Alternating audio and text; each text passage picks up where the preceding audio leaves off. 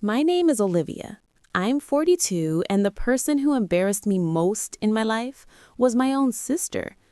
A few weeks ago, I walked into a bank, just like any other customer, intending to withdraw $150 for a neighbor who needed help.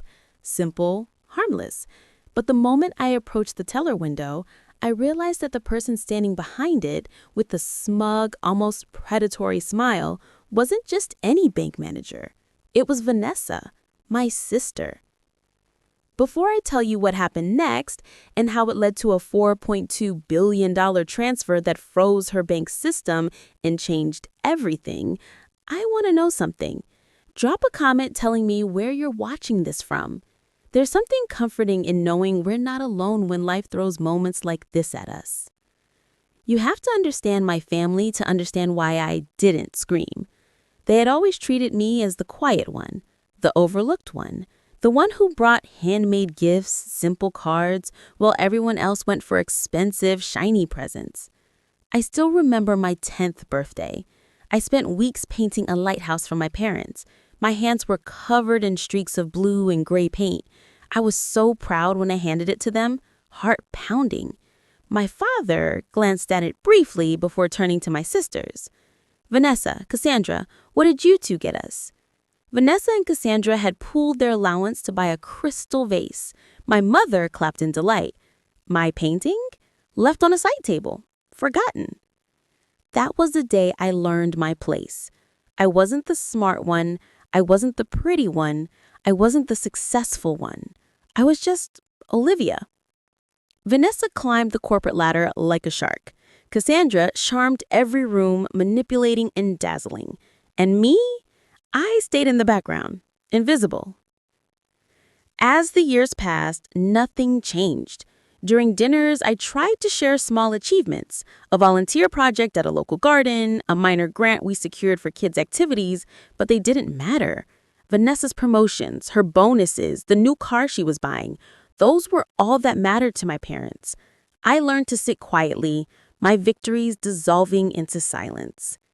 The only person who ever truly saw me was my grandfather, a quiet man, like me, who noticed things that others didn't. Before he passed, he gave me a small, worn wooden box with a note, "For the youngest, because she has the biggest heart. Use it when they forget who you are." Inside was an old-fashioned key, and more importantly, he named me executor of a small family trust fund, a safety net he had built for all of us. Years later, I noticed discrepancies, small withdrawals in the trust fund, always benefiting Cassandra. I noted them, but ignored the unease. They were family after all. You want to believe the best about them, even when reason screams otherwise. The good thing about being invisible, it forced me to build a life entirely on my own terms. I had a modest apartment, walls lined with books, and Mrs. Gable, my neighbor, an 80-year-old widow with a laugh that could light up a room. She became the mother I never had. She called often, sharing recipes or stories about her late husband. She saw me. Then, one cold Tuesday, she called in panic. Her heating broke and the repairman demanded $150 in cash up front. She was short.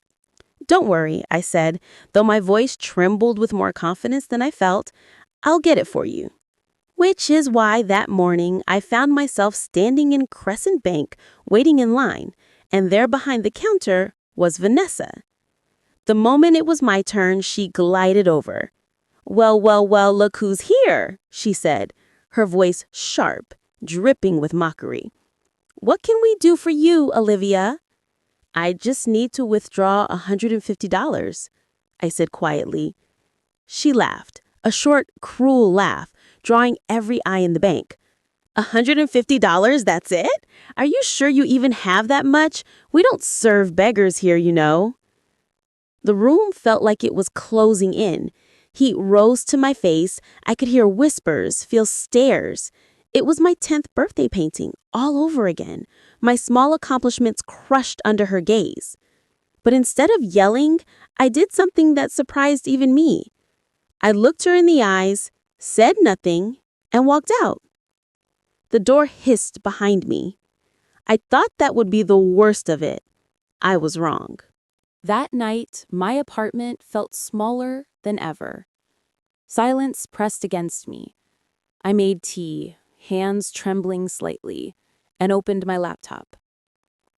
Not the laptop I used for work, but the one I had built a life around in secret. It flickered to life, showing a minimalist dashboard with one stark line: Shellcode 7, $4,210,350,000.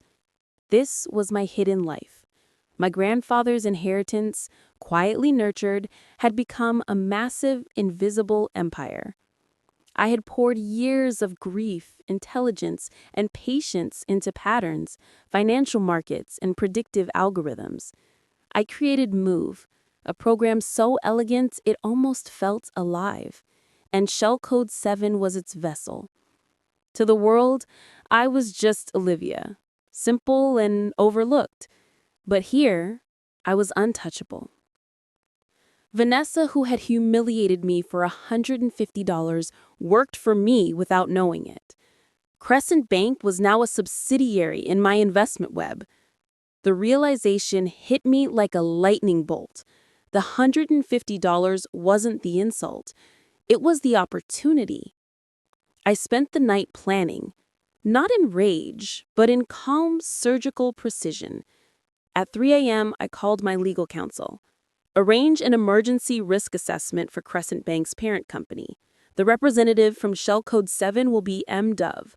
I'll attend personally. The next morning, I didn't dress like a billionaire. I wore a simple navy dress, no flashy jewelry. My power didn't come from appearances. It came from knowledge. Standing in front of the mirror, I felt a flicker of doubt, a whisper of my mother's voice. Is this necessary, Olivia? Then I held my grandfather's note again. Use it when they forget who you are. I understood. This wasn't about anger. It was about boundaries, respect, and reclaiming what was mine. Walking into Crescent Bank for the second time in 24 hours, the atmosphere was different. Mr. Chin, the regional director, waited at the door, visibly nervous. Vanessa noticed me, and her sneer faltered. "Please, this way, Ms. Dove," Mr. Chin said. I followed him into Vanessa's office, the same room she had always ruled. She stood frozen, slowly realizing the implications. Shellcode 7 has concerns about the management at this branch. We are initiating a hostile asset transfer. Vanessa's face went pale. What? I looked at her steadily. Your bank is too risky to manage our money. All $4.2 billion are moving to a competitor. The texts and calls began almost immediately. Cassandra, my mother, even Gregory, they were suddenly concerned. But concern wasn't real. It was panic at the shift of power. I ignored them. A few days later, I invited the entire family to dinner. Not at my apartment, but at a house that made it clear my life was nothing like they had imagined. They arrived, faces full of shock and greed. My father demanded answers. Cassandra tried to plead for family loyalty. I let them talk. Then I brought out the truth. The family trust, Cassandra's embezzlement, forged documents, proof laid bare. Silence fell. Shock. Horror. My father's ashen face, my mother's speechless gasp. The family they had trusted turned out to be rotten. I looked at them, voice steady. A family doesn't do this to each other. You were never my family. You were shareholders in my misery. I am liquidating my shares. Goodbye. Months passed. Cassandra faced legal trouble. Vanessa was demoted. And I? I stood in sunlight at the community garden I had funded. Mrs. Gable read to children nearby, her eyes lighting up at me.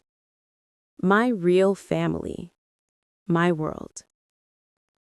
The most important withdrawal of my life wasn't $4.2 billion. It was my love, loyalty, and energy from a family account that had long been bankrupt. For the first time, I felt complete. Olivia. Just Olivia. Soft suspense hook. Have you ever had to walk away from someone you loved to save yourself? Share your story in the comments and subscribe for more stories like this.